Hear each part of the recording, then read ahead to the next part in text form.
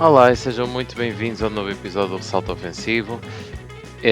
O meu nome é Tomás Carneiro e queria então começar a dar aqui fogo à peça. Porquê? Porque, apesar de tudo, pronto, a Summer League ainda está a correr no momento em que estou a gravar, alguns movimentos ainda faltam, mas tudo já começa a ficar realmente ou mais ou menos limpo para a próxima temporada. E o meu objetivo era então fazer um pequeno episódio por equipa, em que podíamos falar aqui um bocado de cada equipa e o que pode ser o futuro de cada equipa.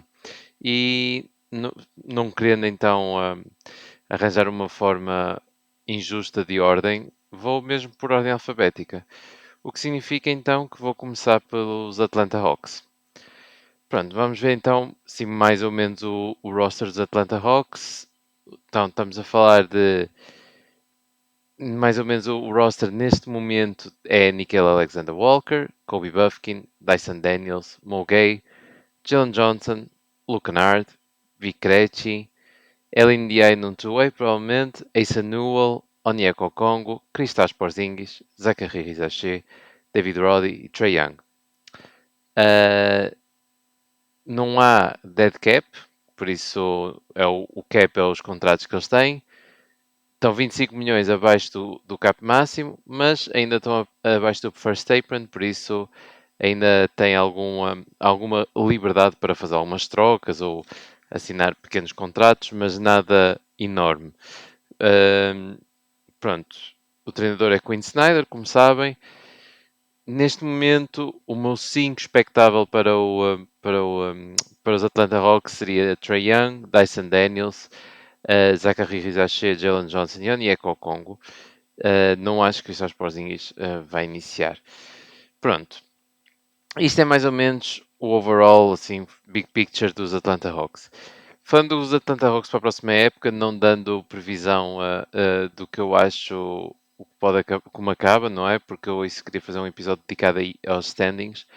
Os Atlanta Hawks tiveram uma das melhores off-seasons desta época, sem dúvida.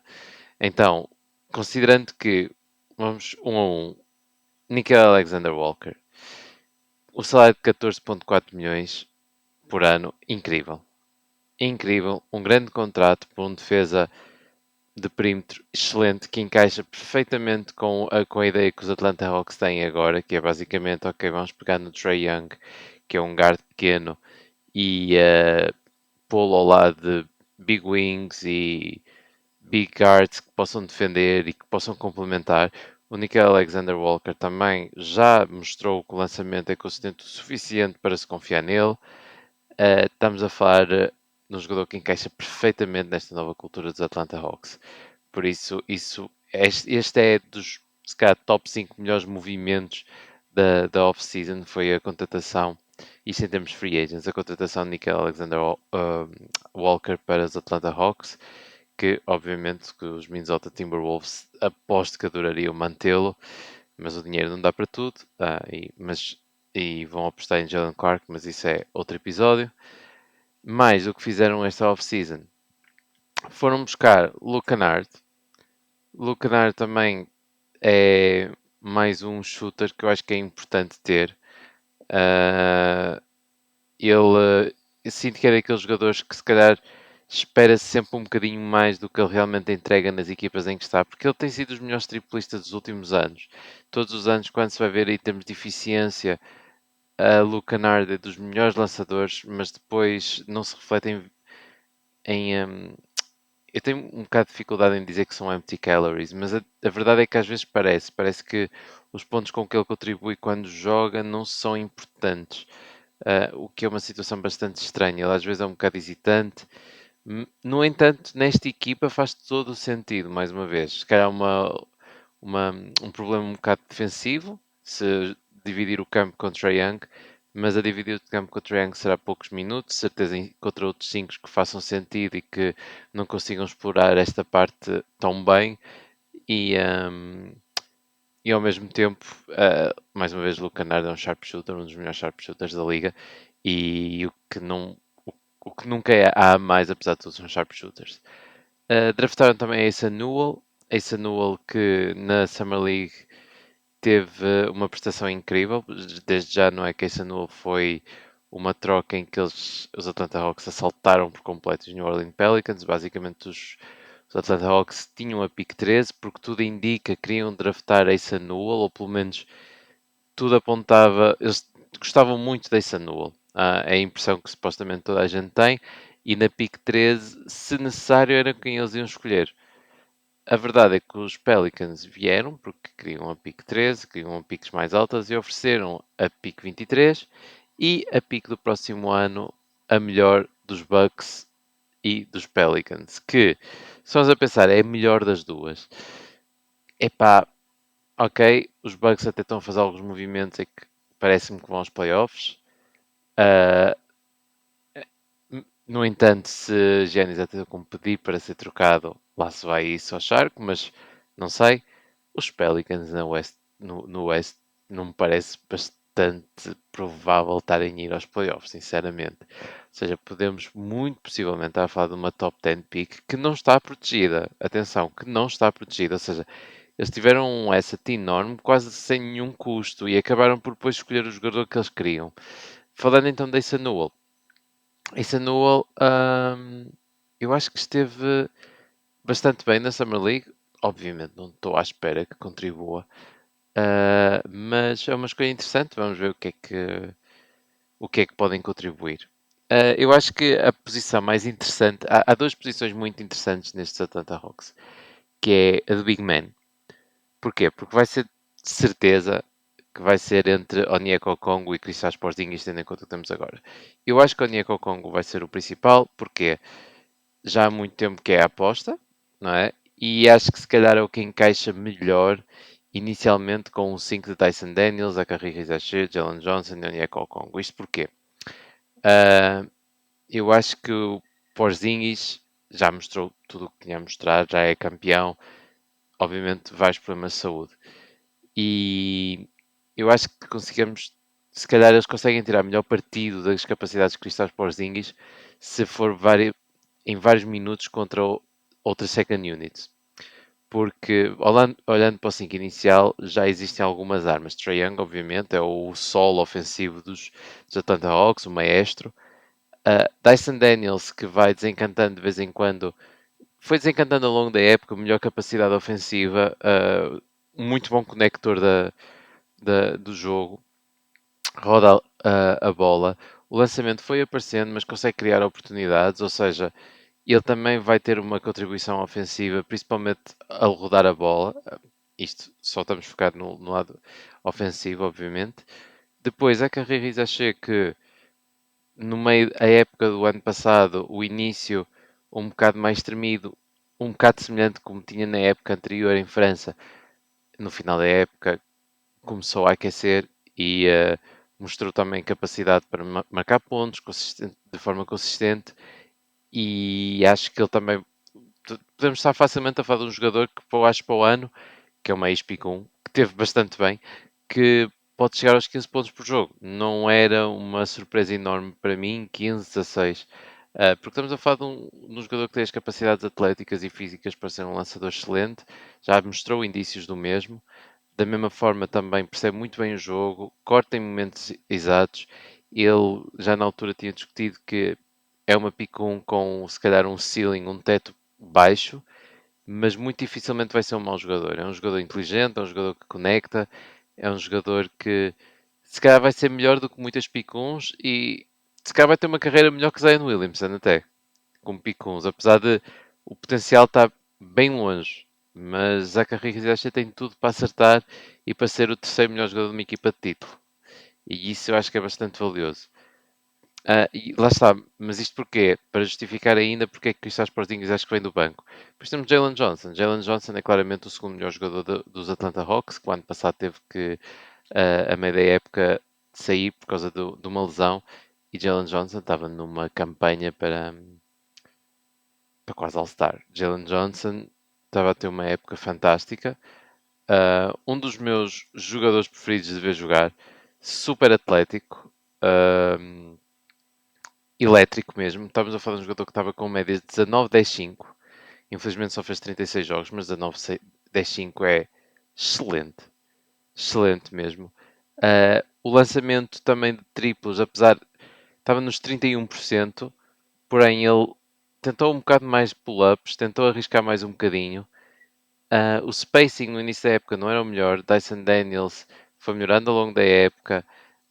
Como disse, Seka Hizashi também. Trae Young esteve terrível em termos de lançamento exterior também. Ou seja, tendo em conta a situação, o lançamento podia ter sido pior e lá está, estamos a falar de um atleta absurdo.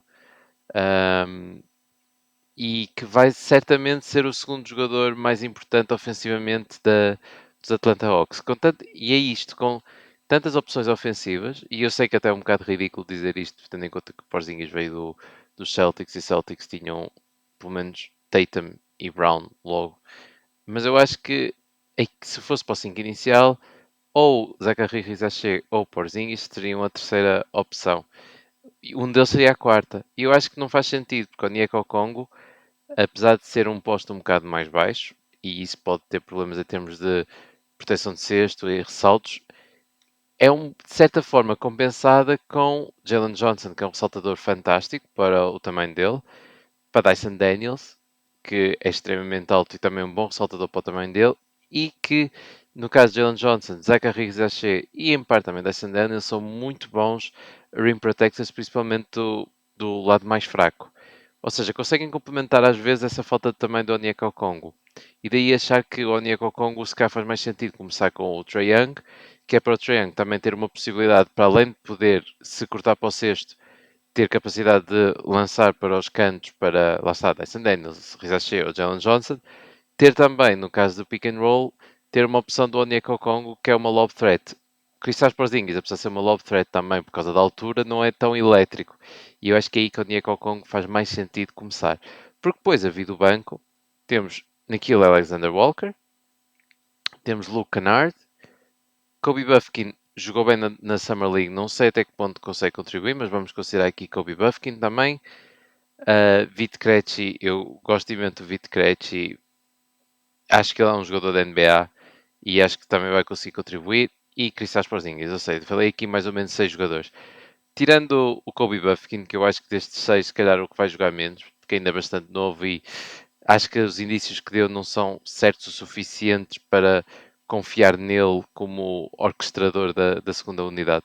A segunda unidade não vai ter claros scorers, tem Luke Kennard, claro, mas assim Kristaps Porzingis tem a oportunidade realmente de brilhar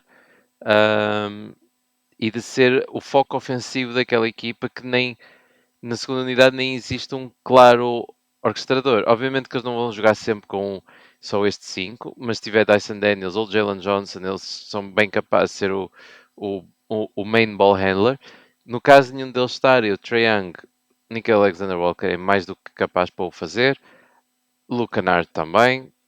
Um, Vit Krejci também. Ou seja, estamos a falar de 3 jogadores que, se dividirmos as capacidades as responsabilidades de playmaking entre os 3, estão mais que bem servidos.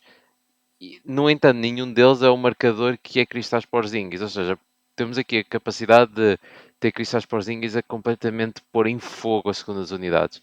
E é aí que eu acho que se pode ganhar. Para além disto, essa segunda unidade, apesar de tudo, é baixa. Porque Vit Krejci, Luke Kennard, Nickeil Alexander-Walker não são os jogadores mais altos em termos de wings. E Kristaps dá essa diferença. Enquanto o 5 inicial temos Trae Young que é baixo, o resto dos jogadores são bastante altos para a posição que ocupam, exceto o Onyeka Okongwu. Aqui seria o oposto. Nickeil Alexander-Walker seria mais guard e então aí compensaria. Mas mesmo assim é uma equipa relativamente mais baixa e aí também Kristaps Porzingis conseguia complementar. Esta equipa eu estou. É daquelas equipas nicho para mim, é das equipas que eu estou mais entusiasmado para ver jogar, até porque depois também tem o lado defensivo, e o lado defensivo acho que vai ser se calhar a maior surpresa destes Atlanta Hawks.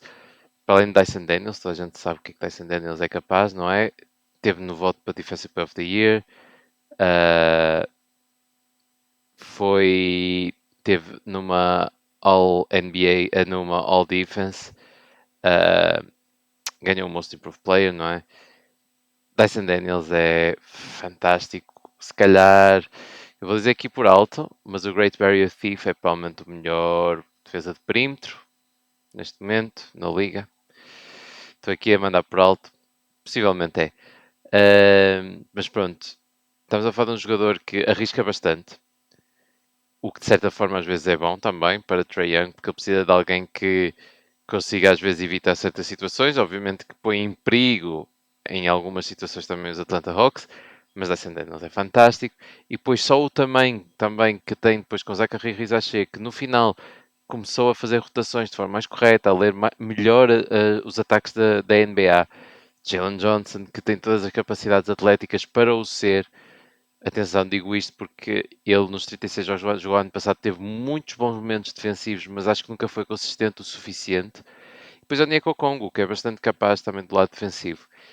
E caso alguns dos jogadores não esteja a funcionar ou o lançamento deles não esteja a cair, qualquer um destes facilmente é substituído por Nickel Alexander Walker, que eu acho que é o melhor jogador a vir do banco, que é dos melhores defesas também, que pode vir de um banco e com a capacidade ofensiva que ele tem. Ou seja, eu acho que esta equipa tem capacidade para ser top 10, ou pelo menos top 15 de defesa da liga.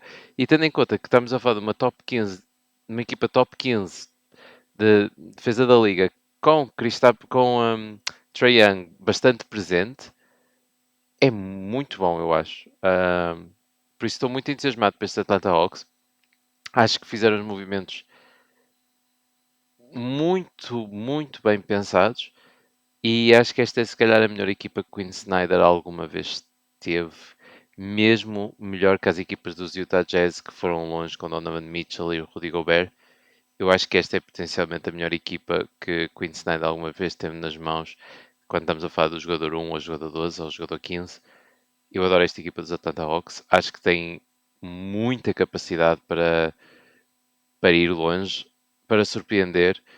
E acho que isto é uma prova de fogo também para Trae Young, porque é a primeira vez na carreira de Trae Young que realmente existe uma aposta decente e uma equipa bem montada à volta dele, em que dizem claramente: Trae Young, tu és o nosso gajo, basicamente. Tu és a pessoa em quem nos vamos focar, logo corresponde às expectativas que temos em ti. Vamos ver. Eu, mais uma vez, estou super entusiasmado para este Atlanta Hawks. E pronto, foi assim o meu preview, mais ou menos, e análise do que são estes Atlanta Hawks. Vamos ver o que é que Atlanta tem guardado para nós. Não estou à espera de grandes movimentos ao longo da época, bem pelo contrário. Estou à espera de crescimento interno. Não esqueça que eles têm uma pick 1, têm uma pick alta para o próximo ano. Eles podem atacar o Oeste. E o Oeste, apesar de tudo, parece um bocado. Este ano ainda mais, não é? Mas mesmo para o próximo ano não sabemos como Tyrese vai voltar, não sabemos como Jason Tatum vai voltar e ainda não existe um claro tubarão, eu acho, no Oeste neste momento. Os Cavaliers obviamente são incríveis, mas se correr mal os Cavaliers duvido que daqui a 2 anos estejam lá. E os Atlanta Hawks podemos estar a falar daqui a 2 anos de uma equipa bastante coesa, com este core que tem aqui, mais uma pick top 5 se calhar.